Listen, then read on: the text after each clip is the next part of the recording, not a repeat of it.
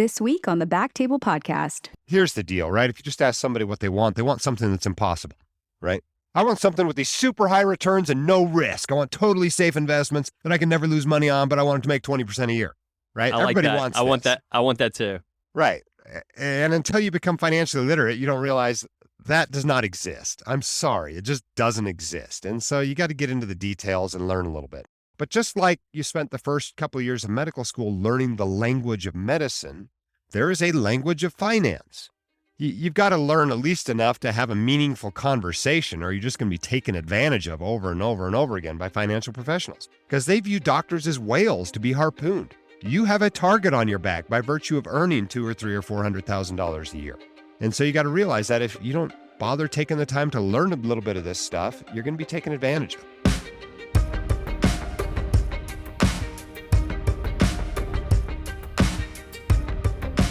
Ladies and gentlemen, welcome to the BackTable podcast. If you are a new listener, welcome. For all of our regular listeners, welcome back and thank you for listening. You can find all previous episodes of the podcast on iTunes, Spotify, or our website, which is www.backtable.com. Very easy to remember. Subscribe to the podcast, leave us a written review, or reach out to us on social media. Just let us know how we can make this podcast a better resource for our medical community, and we're going to do our best to make that happen. Protect your most valuable asset, the skill and ability to practice your medical specialty. 1 out of 3 individuals become disabled during their career. Be prepared by establishing a specialty-specific disability insurance policy from the experts at DI4MDs. They represent all the major disability insurance companies that provide individual policies for physicians. Special discounts are available for all physicians, residents, and the military. Whether you have no coverage, or to compare and improve your current coverage, or take advantage of the new higher monthly benefit, contact them today at www.di4mds.com. Again, that's www.di4mds.com, or call them at 888-934-4637. Again, that's 888-934-4637. All right, guys, I'm excited to introduce our guest today. We have Dr. Jim Dahle, or better known as the White Coat Investor. If you don't know Jim, then Google him. Just Google White Coat Investor. He's a big deal. Jim was born and raised in Alaska. He is a practicing ER doc. Are you still practicing? Yes, I've got a shift in a few hours. Okay, all right, good. Well, So we won't be that long. I've been working all weekend. We're recording this over, MLK weekend. So I've had 5 shifts in the last 6 days. Dear God. All right. So we won't keep you too long. Jim is also the founder of the White Coat Investor. White Coat Investor it's like an empire at this point. It's got a lot of different facets. You guys have a blog, newsletter, forum, a couple books, and live conferences. Did I miss anything, Jim? Well, there's actually a whole lot more than that. Between the podcast, videocast, we've got 3 different communities, one on Reddit, one on Facebook, and then the one on our website, and a whole bunch of online courses as well. So basically, we try to package up this financial literacy information for docs into whatever form they prefer. That's right. And actually, just talking from personal experience, I love the blog, but I really love the podcast. I think you guys are doing a super good job with those podcasts. I don't know if they're fun for you to make, but I love listening. Yeah, Cindy is our staff member in charge of the podcast. When I started that 4 or 5 years ago, I told her, I'm going to talk into the microphone. You're going to do everything else. And she's done a fantastic job, but there's no way I could have handled doing everything on the podcast the way I started the blog. Yeah, for sure. All right, so let's jump into it. And one of the things I just want to get out of the way, guys, is this is just a little disclaimer. This is a podcast. We're going to be talking about financial, personal finance and financial literacy. So consider this like a conversation between a few docs in the lounge where you're involved, but not actively involved. You're just listening, actually. But personal finance is personal, and today we're going to be covering some material in broad strokes, and hopefully we'll spark an interest for a few of you, which will cause you guys to dig a little bit deeper. And with that out of the way, Jim, why does everyone need to fire their financial advisor and read your blog? Well, while I'd love for everybody to read my blog, I'm not sure everybody has to. I mean, let's be honest, probably 80% of docs want and need a financial advisor. That doesn't mean that they won't get great benefit from becoming financially literate themselves. But let's be honest, there's lots of do-it-yourselfers. And if you learn how to do this well, you absolutely can do it yourself. But you shouldn't feel like you have to. If you have zero interest in finance, you probably should not be your own financial advisor. You probably should hire somebody to assist you with that.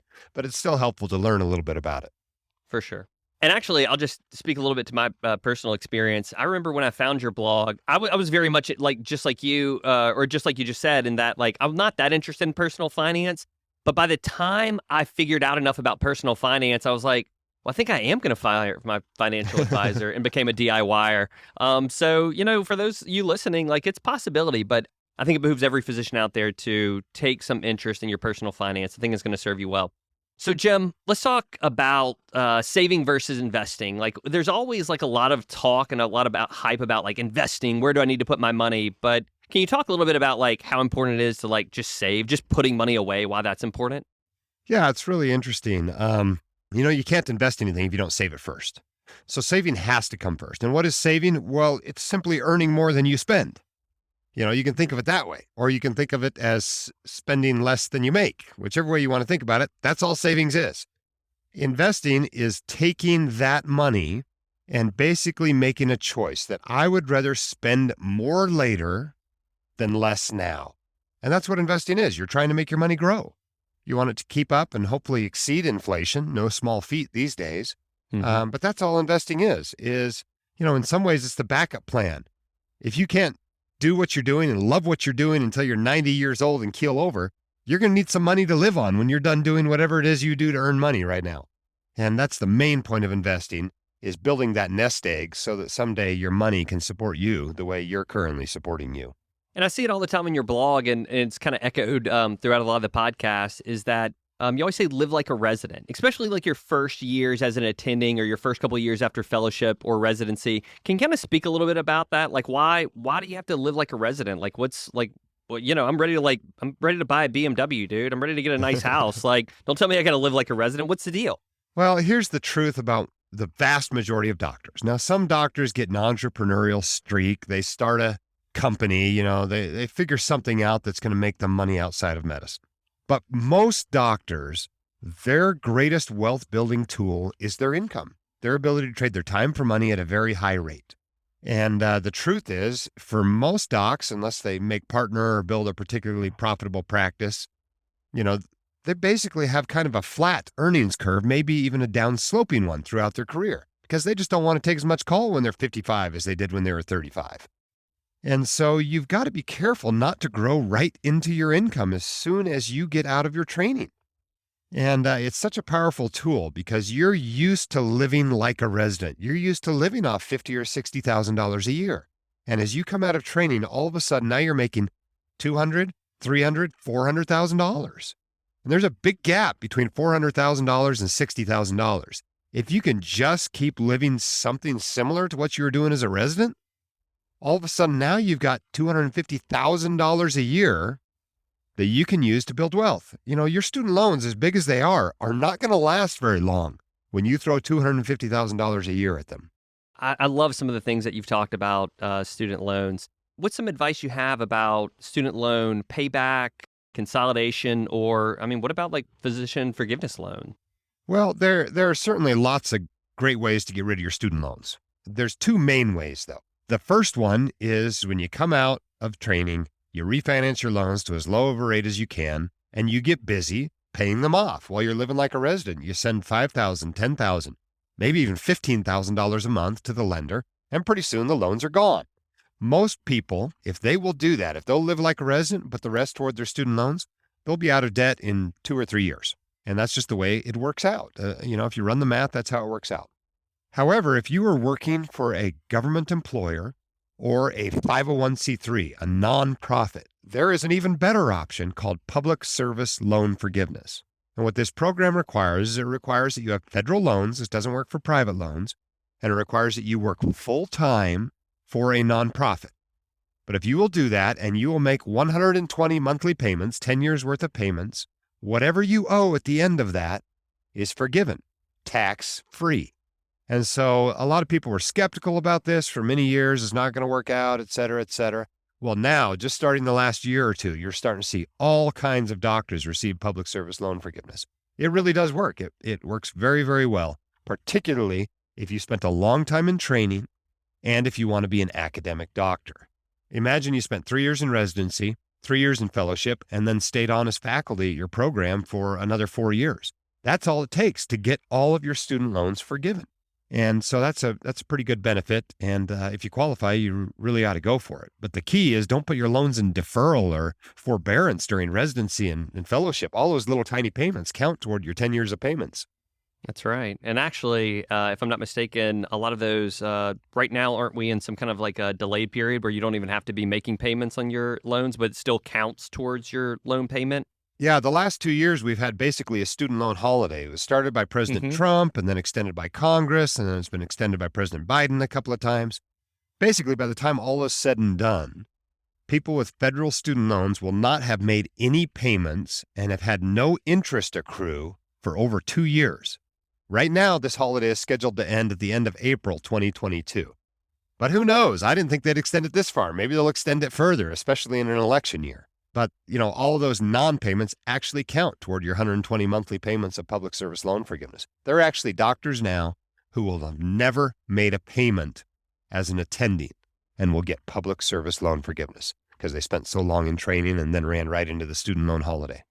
Yeah, it's crazy.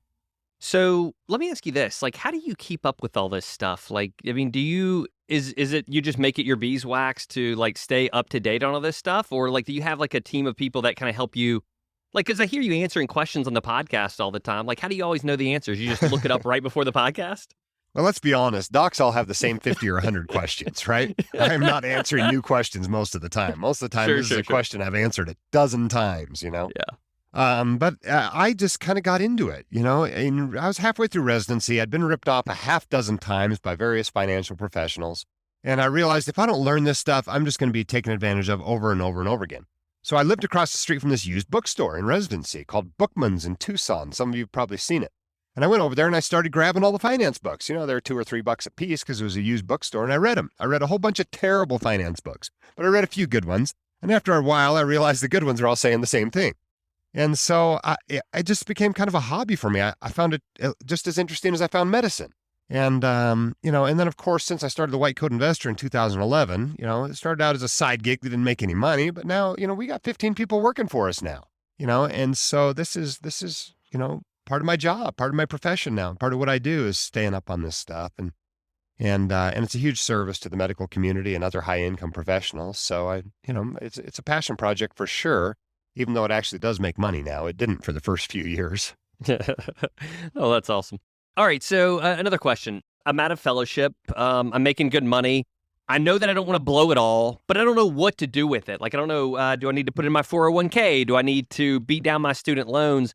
One of the chapters in your book that I really, really liked was it basically just kind of a breakdown of like, hey, man, if you don't know what to do with your money, try these things in this order. Can you kind of like go over those briefly? Sure. Although I'll be honest, every time I make a list like that, it's slightly different. But, Sure. But the truth is a typical attending doc has more good things to do with their money than they have money, right? Think about all the stuff you need cash for when you come out of training. You're probably moving to a new job. That takes some cash. Maybe you're buying a house. You need the closing costs, maybe a down payment. Maybe you want to do a Roth conversion on any retirement accounts you had during training, while you're still in a relatively low income year. Maybe you need to beef up your emergency fund. Maybe you've been carrying around some credit card debt, or you have an auto loan. You've certainly got student loans, if you're one of, about 3/4 of doctors out there. And of course, you want to start saving for retirement. You want to max out your retirement accounts. Maybe you've already got kids and you want to be doing 529s. There's all these great things you can do with your money. And the truth is you can't do them all. You don't have enough money. And so you've got to prioritize them in some way. So, the general big priorities you ought to have, at this point, you ought to have some sort of emergency fund. Doctors do run into emergencies. And when you lose your job as a doc, it might take you 6 months to get a new one. So it's a good idea to have a few months of savings just sitting in cash in a savings account that you can use for that. Another really great use of your money early on is paying off high interest debt. If you've got some 15% credit card that you use to pay for your residency interviews, or that you use to live on between medical school and when you started residency and you haven't paid it off, that's a priority use of your money. If I could find a 15% guaranteed return from any investment, that's the first thing I'd put money toward. Okay. You also want to start looking at, your student loans. You need some sort of student loan plan. If you're not going for public service loan forgiveness, map it out. How much are you going to put toward them for how many years and have these things paid off? You don't want to have these things around when you're 55. Student loans are not a pet that you have to keep down in the basement, right? These are things you get rid of early in your career so you have a little bit more financial freedom. So make sure you have a plan for that. I'm not saying every dollar you have has to go towards student loans, but I think most docs want to be done with student loans within about 5 years of coming out of training. So that's a big priority. If you've got a match for your 401k at this new job, then you want to make sure you're getting that match. Not getting that is like leaving your salary on the table. So you can make a list of these priorities, and they're a little bit different for everyone, but you're probably going to have near the top emergency fund, high interest debt, getting the match out of your 401k, saving in tax-advantaged accounts like 401ks and Roth IRAs. And, as you work your way down the list, you might have your 2% car loan down toward the bottom, but it's probably still on the list. And so I encourage everyone to make their own list and actually have a written financial plan for their first 12 paychecks when they come out of training. And if you'll do that, you'd be surprised how quickly you can build wealth, how quickly you can get out of debt, and how quickly you can find the financial freedom that allows you to have the career you want and also the personal life you want.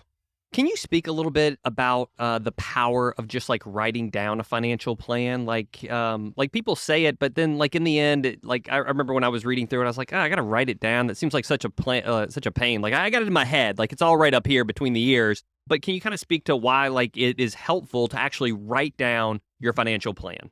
Well, think about it like when you do an H&P, right? You're admitting someone to the hospital and you're sitting there writing the H&P. And you go through it and you're like, that sounds stupid. That's a dumb plan. Oh, yeah, I forgot this. Of course, I've got to address the urinary tract infection too, or whatever it is, right? And so I think there's great benefit to writing it down initially, but there's even more benefit as you go along. Like I had an email this morning from somebody who said, I realized this tech fund I'd invested in, this Fidelity tech fund, has not been doing well the last few months. And I just want to change my investments. What should I do? That was the email. What should I do? And so you obviously told him what tech fund to get in, yeah. I hope. Oh, yeah. So, that's your entire email. Well, what you need is a plan. You need a written plan of what you're going to invest in and how much money you're going to put in there and what accounts you're going to use and what mix of investments you're going to use. This asset allocation, how much in stocks and bonds and real estate. You need this written plan. And then when something's not doing well, you can go back and look at your plan and look at, why did I put this in my plan to start with? What was the point of that? And it'll help you to stay the course, which is particularly important in a big, nasty bear market where you've lost 40% of your assets. That's the time you really need to remember, what's my plan? Why am I doing it this way? What can I do to avoid selling low? Panic selling in the bottom of this bear market. So yeah, I think a written plan is really important. And I have yet to have someone that made a written plan that regretted it. I'll echo that sentiment. I thought it was a little hokey. I went ahead and did the written plan and have never regretted it. And actually, in times when like you're feeling a little morally weak or queasy about some of your decisions, I think it's nice to be able to go back to your plan when you were of sound mind and say, you know what, I wrote this down. This was a smart idea then. Let's stay the course. And it's not written in stone, right? It's written on your computer. So, sometimes if you have to adjust, that's fine. But I just don't think you want to be adjusting like when you're in the middle of like, a big corona pandemic and things are tanking 20 or 30%. That's not the time to like reinvest everything and rethink the plan. Totally agree. In fact, the last line on our financial plan is that any changes require a 3-month waiting period. So we can't change our asset allocation or investments without at least thinking about it for 3 months. And that helps keep you from panic selling and doing something stupid in the moment. Okay, I like that. So one of the things I wanted to talk about, and it's a little niche, but I feel like it comes up a lot on the podcast, and common question is the backdoor Roth. I didn't know if we'd have to cut it for 2022, but it looks like it lives on. Can you talk a little bit about the backdoor Roth and why it's a smart thing to do for most physicians? Sure. Before I answer that, how long until this goes live? I know. No, I think we can get it live. I think we can get it live before February. All right, fair enough. So we're recording this on January 17th. Anytime I talk about this, I always put the date in because it was back and forth last fall in Congress. They were trying to, in the Build Back Better bill that didn't end up passing because of Kyrsten Sinema and Joe Manchin being against it, aside from 50 Republicans, was this provision to eliminate the ability to do Roth conversions of after-tax money. And that would eliminate two things that doctors often use. One's called the backdoor Roth IRA, and the other one is a mega backdoor Roth IRA that you do with the 401k. But the backdoor Roth IRA, at its most basic, is simply a way for doctors and other high-income professionals to continue to put money into a Roth IRA even once their income is too high to directly put the money into the Roth IRA. So instead of contributing directly to a Roth IRA because they make too much, they put money into a traditional IRA, a tax-deferred IRA. But because they make too much to take a tax deduction for that, it's after-tax money that goes into the traditional IRA. Then the next day, they move it over to a Roth IRA. And because it was after-tax money before, there's no cost to convert it to a Roth IRA. And so in the end, it's just like you had directly contributed to a Roth IRA. You're just going through the back door, if you will. And this isn't illegal. Congress has blessed this, and the IRS has blessed this. And as of January 17th, 2022, it is still legal. But if Build Back Better passes in its current form, which I'm pretty skeptical it will, this may go away at some point in the future. Sure. But the nice thing about it is it gives you some, tax-free money to use in retirement. And so you'll have a mix of tax-free money in Roth accounts, as well as tax-deferred money in traditional or tax-deferred accounts. So what do you say to some of the listeners out there who are like, you know what, backdoor Roth, traditional 401k, all this stuff, like, it all makes their heads hurt. Like, why does this stuff matter? Like, where I put it? I just want to put it somewhere where it's safe. Like, what's the impetus between, like, why do we have to learn the difference between a Roth IRA and a traditional IRA and a solo 401k? Well, I mean, here's the deal, right? If you just ask somebody what they want something that's impossible, right? I want something with these super high returns and no risk. I want totally safe investments that I can never lose money on, but I want them to make 20% a year, right? Everybody wants this. I want that too. Right. And until you become financially literate, you don't realize that does not exist. I'm sorry. It just doesn't exist. And so you got to get into the details and learn a little bit. But just like you spent the first couple of years of medical school learning the language of medicine, there is a language of finance. And if you don't know what the word anterior means, and you don't know what, the word hepatosplenal or hepatorenal or whatever means, you can't even talk to somebody in the field. You can't even begin to understand until you understand the vocabulary. So you've got to learn at least enough to have a meaningful conversation, or you're just going to be taken advantage of over and over and over again by financial professionals, because they view doctors as whales to be harpooned. You have a target on your back by virtue of earning $200,000 or $300,000 or $400,000 a year. They want your money. They want to manage it and take fees from it and put you into lousy investments or whatever. And so you got to realize that if you don't bother taking the time to learn a little bit of this stuff, you're going to be taken advantage of.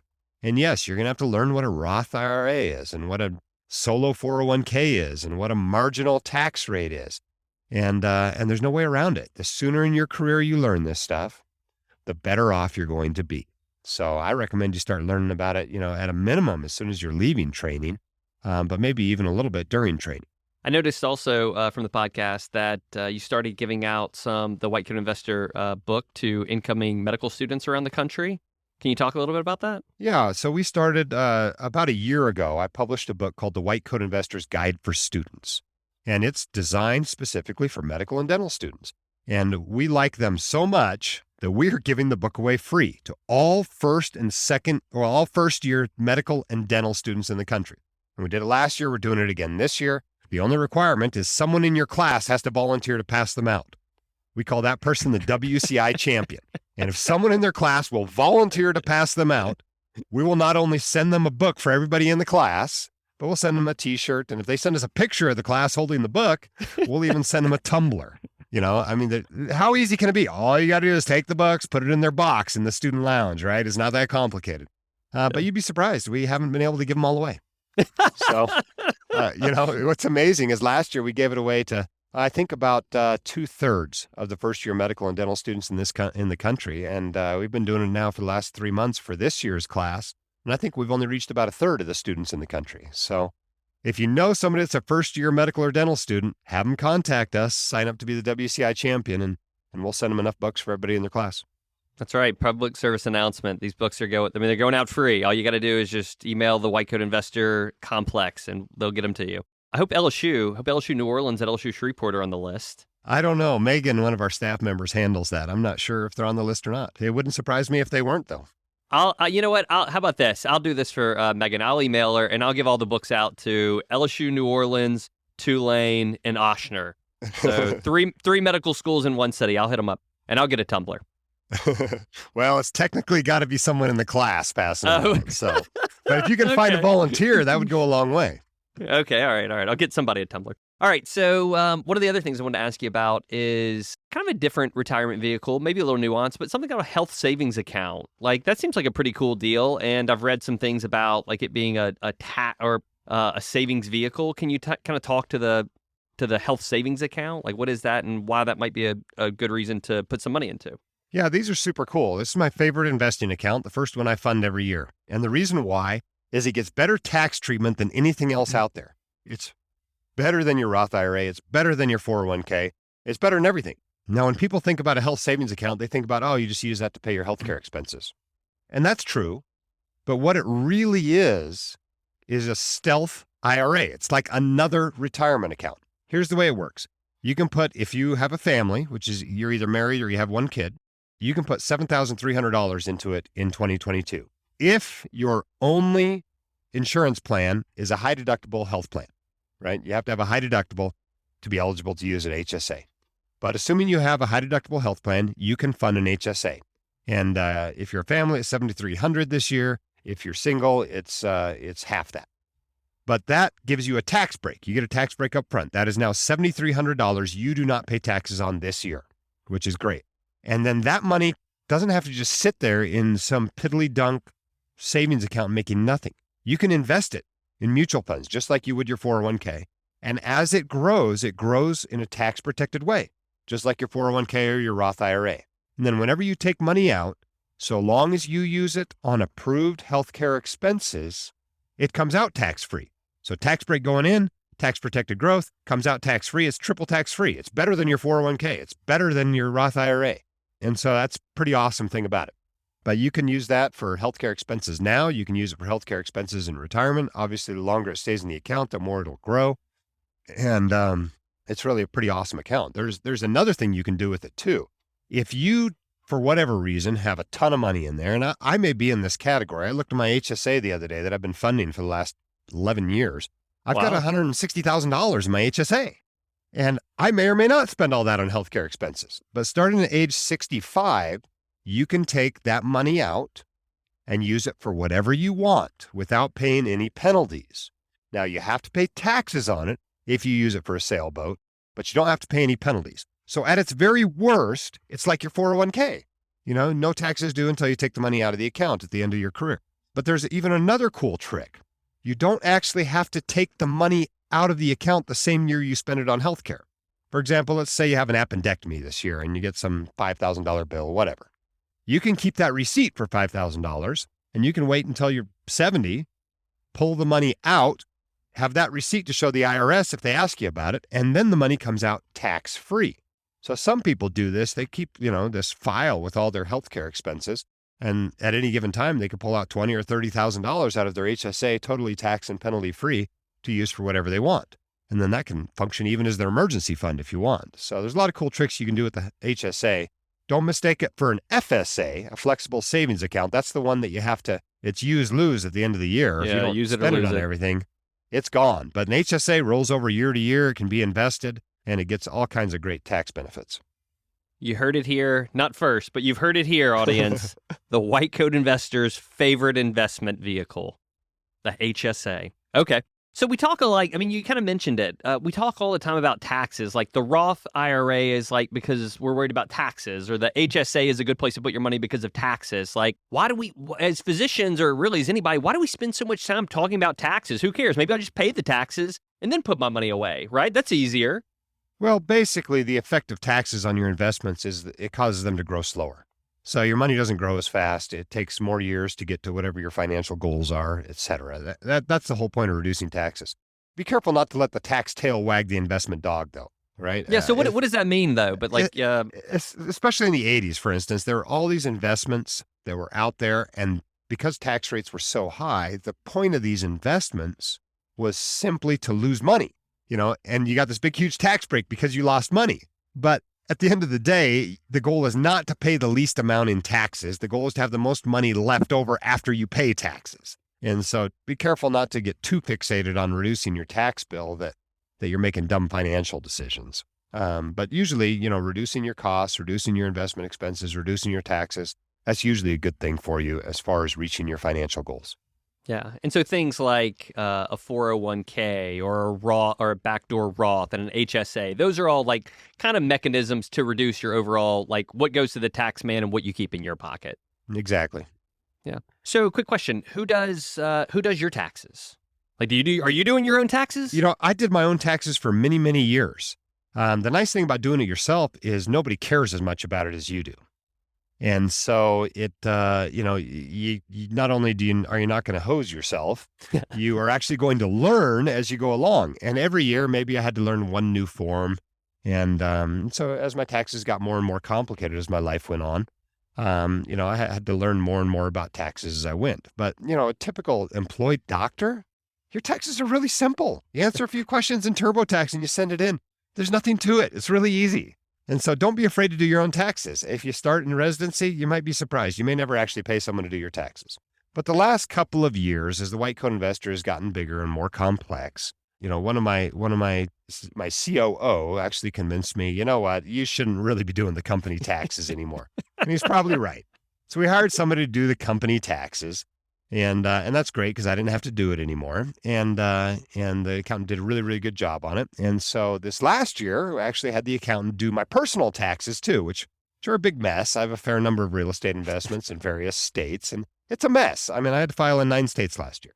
And what was pretty funny about it, though, is that the accountant screwed up the backdoor Roth IRA on my taxes. And it was worse because I pointed it out. They sent me a review copy before they filed them and said, this is wrong. Make sure you fix this. And said, okay, we'll get it fixed. No problem. And then they were filed wrong. Ouch. And so now the accountant not only gave me a discount on the taxes, but is now having to refile them and correct that, which it's pretty funny. Here I am teaching people all over the country how to fill out your tax paperwork for the backdoor Roth IRA, and my own accountant got it wrong. So such is life. Yeah, send them a link to your blog post. All right, taking a left turn a little bit. And this is a podcast that I really, really liked. It was episode 13, April 2017, and it was about variable versus fixed rate mortgage.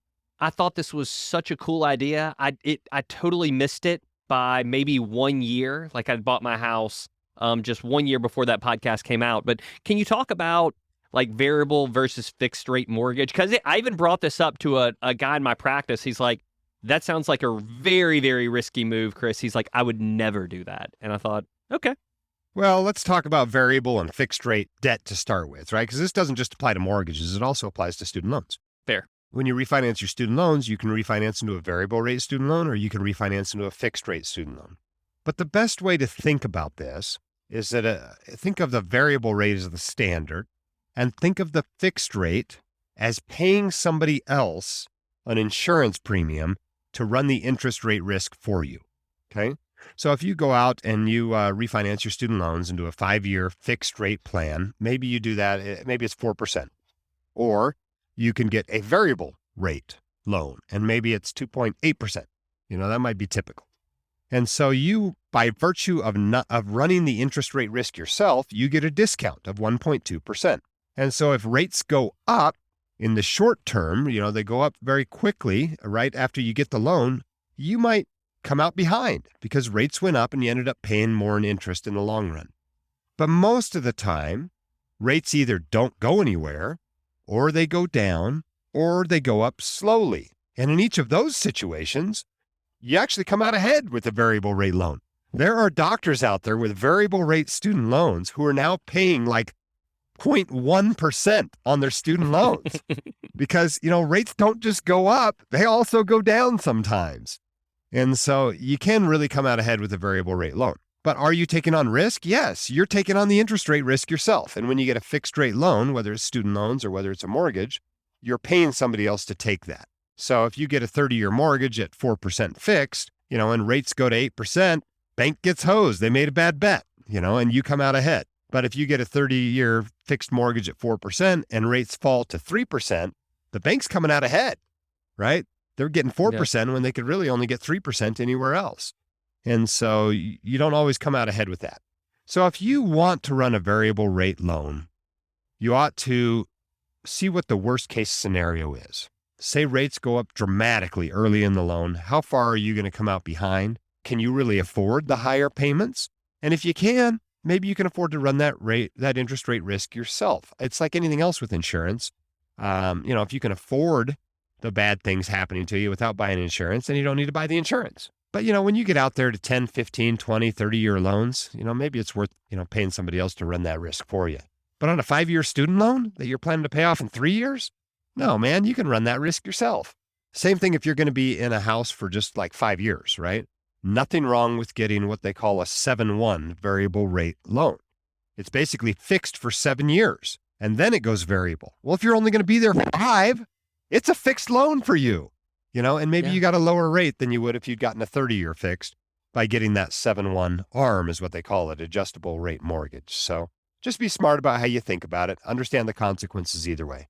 The thing that kind of spoke to me about this was like how many ways it could go right for you. I think everyone automatically, when you think about like an adjustable rate mortgage or, a variable rate mortgage, is that you always think about, oh, what if it goes up? What if it goes from like, we're, 3%? What if it goes to 20%? But like you said, most of the time, it's like small incremental, like maybe it goes up, but then maybe it also drops back down. I mean, there's a lot of different ways it can work out for you.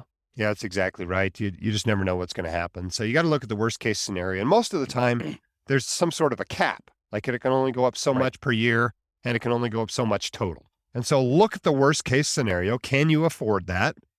Well, maybe you don't have to pay someone else to insure against that risk. Yeah. And I thought that was such a neat way of framing it, is that like really what you're doing like with the fixed rate mortgage is like you're capping your downside. It's like an insurance play. And so you're paying a premium for that, for basically a less risky mortgage.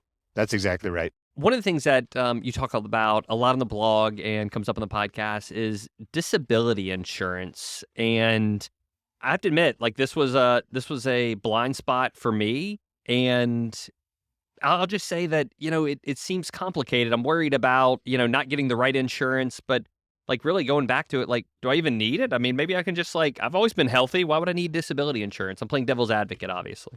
Yeah, well, it turns out that you're far more likely to become disabled than you are to die. And thus, disability insurance costs a lot more than life insurance. If you go buy a 30-year term life policy, you get $1 million policy for $500 or $600 a year, if you're a young, healthy resident. But disability insurance costs some money. You generally pay somewhere between 2 and 6% of the amount of income you're protecting. So if the benefit for you, if you got disabled, is $10,000 a month, you're going to be paying $200 to $600 a month to protect that. So it's not cheap. And the reason it's not cheap is because doctors use it all the time. Think about how much time and money and effort you have invested in you, in your specialized knowledge, your specialized skills, whatever specialty you might be in. Now imagine that you cut off your thumb and all of a sudden you can't do what you just spent the last 10 or 15 years learning how to do. Doesn't that seem like something really valuable, something worth insuring? And that's what disability insurance does. It insures your ability to make a living, whether that's from an illness or whether that's from trauma or whatever it might be. And so I do recommend any doctor who's not already financially independent that they own a disability insurance policy, an own occupation disability insurance policy. And really the time to buy that is right when you come out of school. As an intern is when you ought to be buying this thing, not only because it's cheapest then, but also you're least likely to have any medical problems. They're going to keep you from getting it at that point. So can you talk a little bit about like what is like an own occupation? Because so we have a lot of, I think about our audience, like a lot of urology, a lot of ENT, and a lot of interventional radiology, or people in like the vascular and endovascular space. So like a lot of like proceduralists, but like there's a lot of room, like say I lost my thumbs, God forbid, I could still practice as a radiologist. But what does own occupation or own onc kind of like mean? Like how is that different from just other disability insurance? Yeah, especially in the procedural specialties, own occupation, specialty specific coverage is what you're looking for. If you are an ENT and you are practicing as an ENT when you become disabled and you can no longer operate, you want that thing to pay out the whole benefit. Maybe you bought $15,000 a month of benefit. You want to be getting $15,000 a month.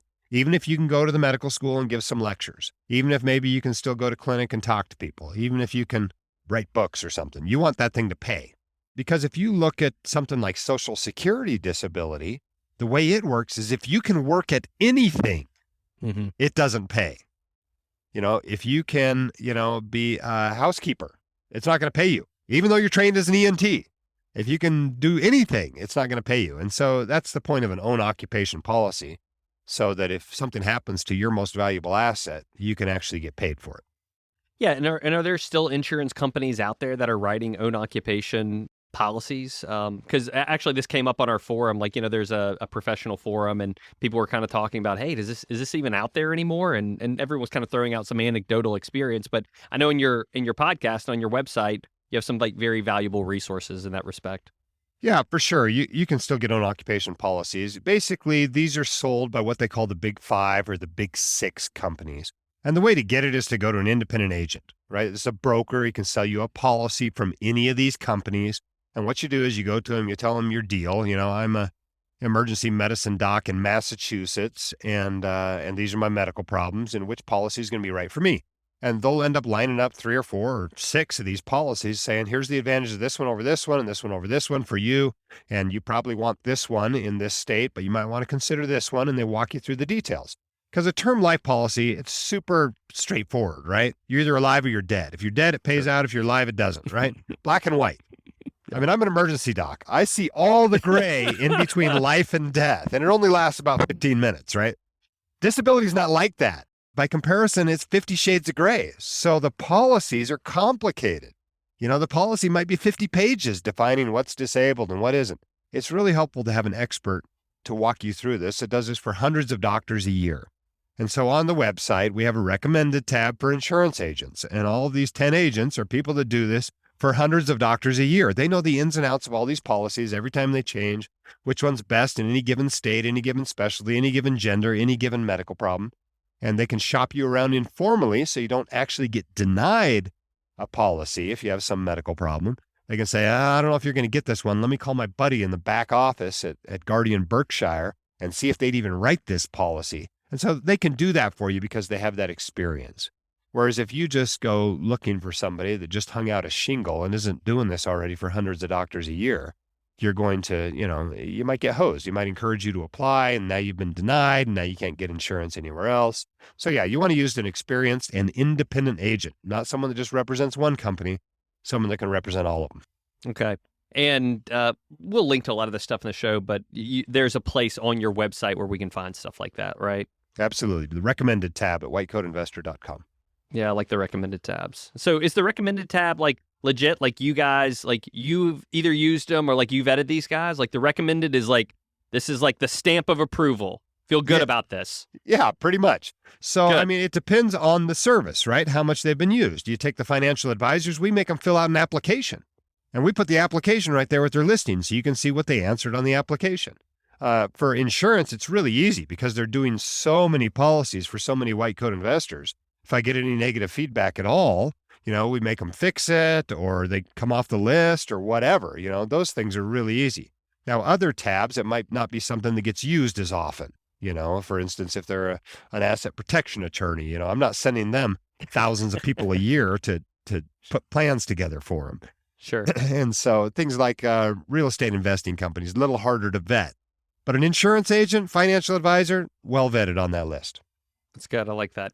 Going back to the financial advisor in some of your live, I guess now the Fire Financial Advisor, that's a course that it's not live. You can just get sent that course, right? Yes, that's the name of our online course. It's kind of provocatively titled. The financial advisor advertisers we had didn't like that title much, but they understand. I mean, the first module in the course is how to work with a financial advisor. So it's mostly the title, but everybody remembers the name of the title, right? So I guess it works out. But yeah, it's an online course. It's an $800 course.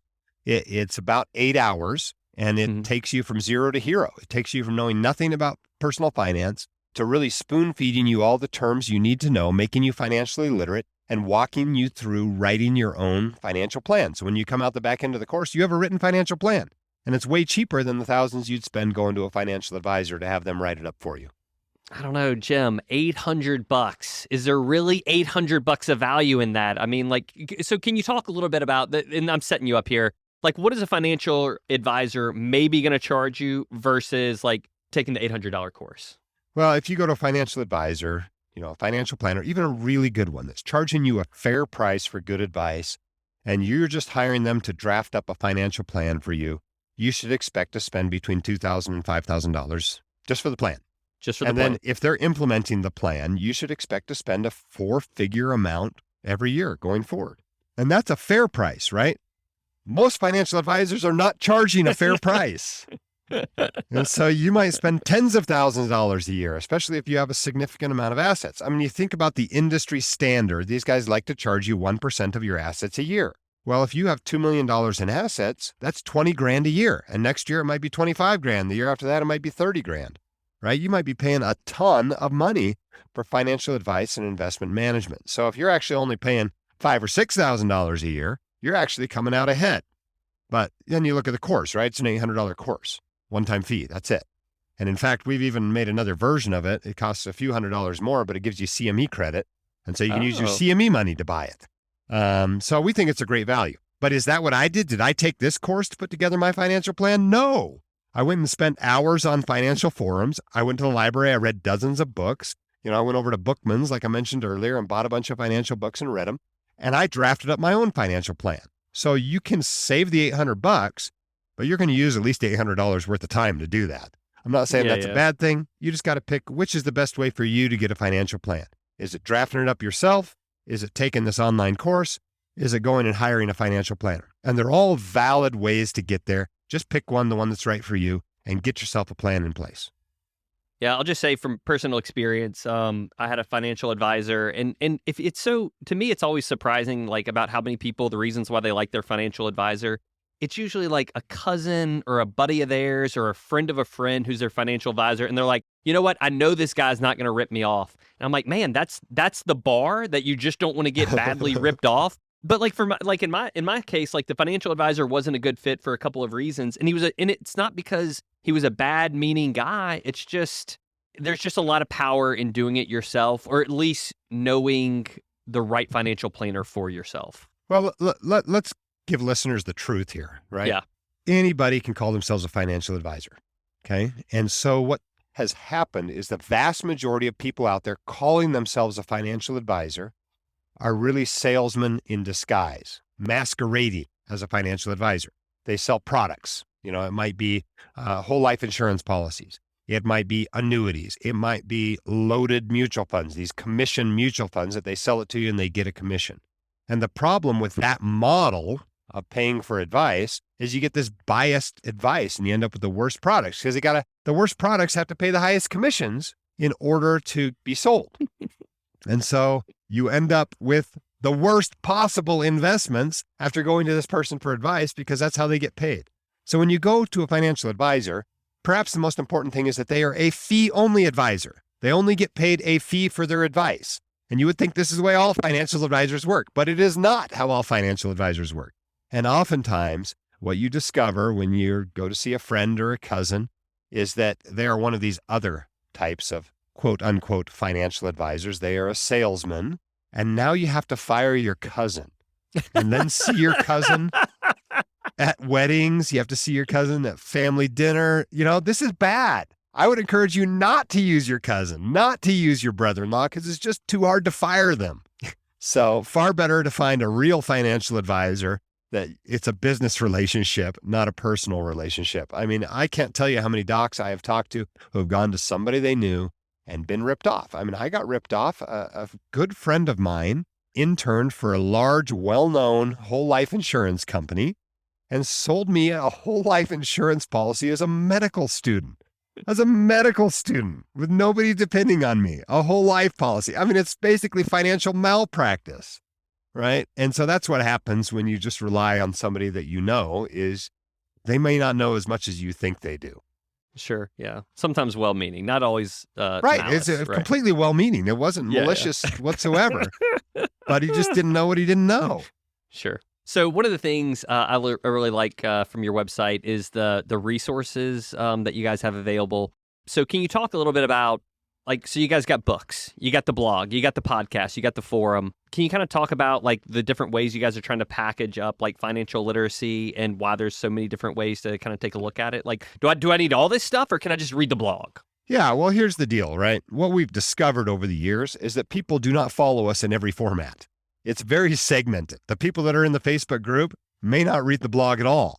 And the people who listen to the podcast have probably never been to the YouTube channel. And so, it's fairly similar information no matter how you like to consume it. Some things work better for different purposes than other things. For example, you might want to go to the YouTube channel for a video to walk you through filing your backdoor Roth IRA tax form, right?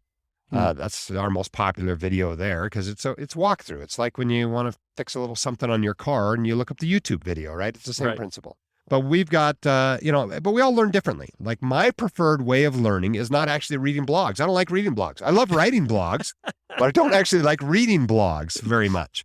And I detest watching videos. If it's not something I'm going to, fix on my car or something, I am not watching a video for it. You know what I like? I like books. I like forums. I like interacting with other people and bouncing ideas and asking questions and answering questions. That's how I learn personal finance.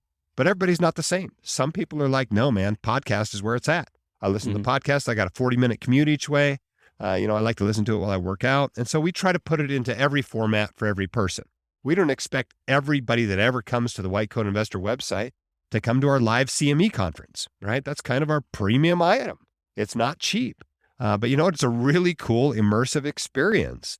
And but it's not right for everybody. If you don't want to go to a conference across the country to learn about personal finance and investing, you may just prefer to read the blog or watch the videos or take an online course or whatever.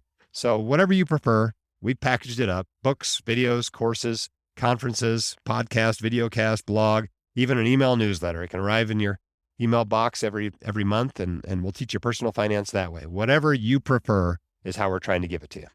That's really cool. That's really cool. And actually, so a guy who was on the podcast before you, Leaf Dahle? Yeah. So Leaf was on the podcast. So he's a part of like the White Coat Investor Club. And then I forgot who's Passive MD. This is an anesthesiologist by the name of Peter Kim that lives out in California.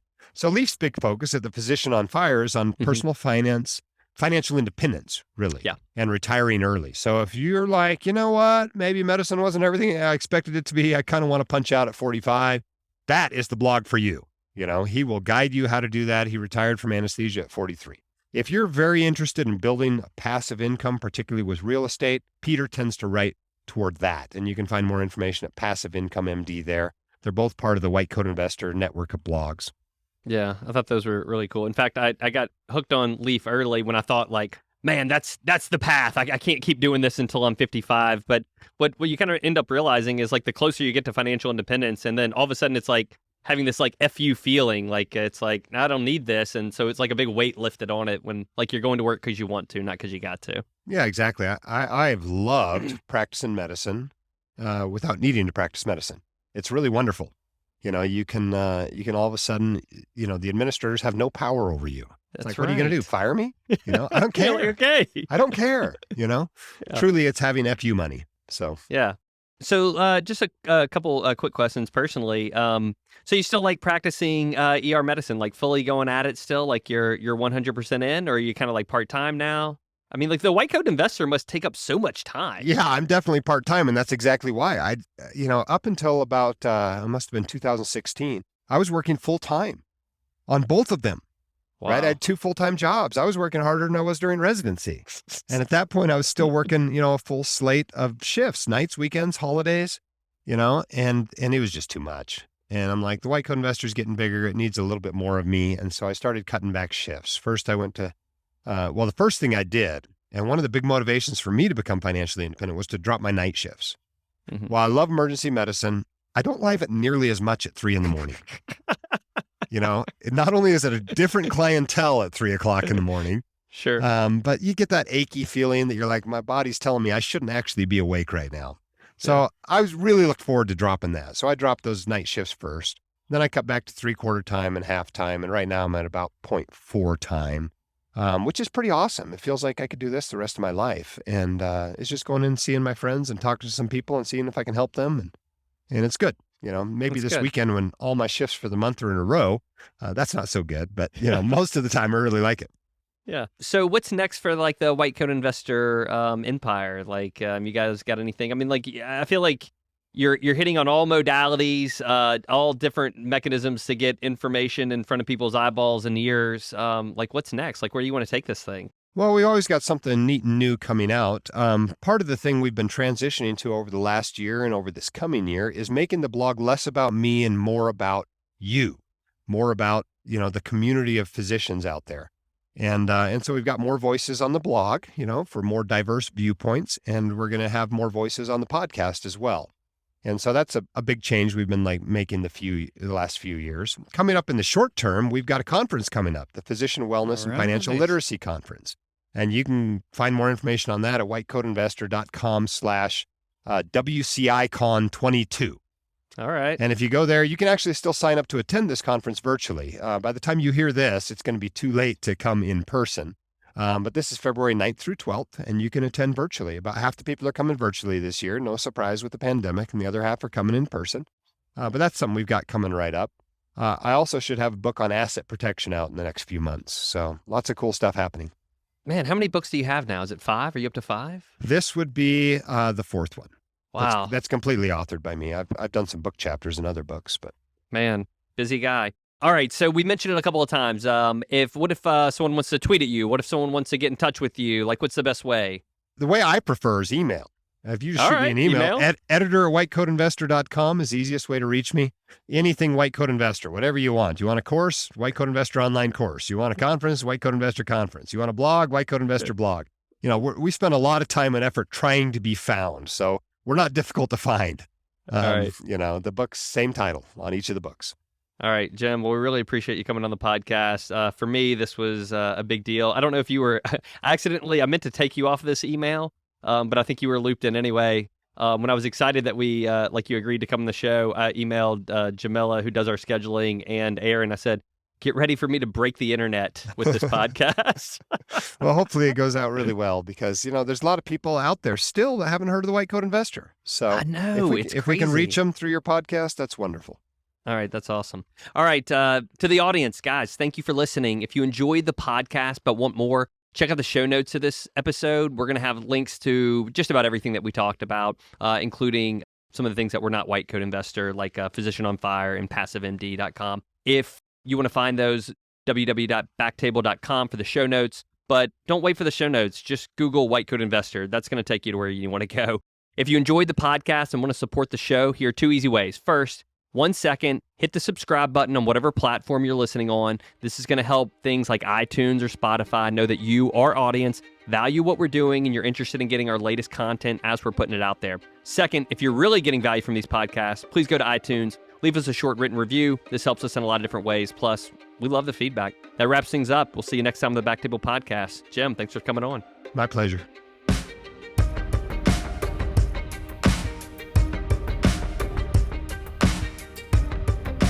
Thank you so much for listening. If you haven't already, make sure to subscribe, rate the podcast 5 stars, and share with a friend. If you have any questions or comments, direct message us at _BackTable ENT on Instagram, LinkedIn, or Twitter. BackTable ENT is hosted by Gopi Shah and Ashley Agan. Our audio team lead is Kieran Gannon, with support from Caleb Hodson. And Ness Smith-Savadoff. Design and digital marketing led by Brian Schmitz, with support from Taylor Spurgeon Hess. Social media and PR by Chi Ding. Thanks again for listening and see you next week.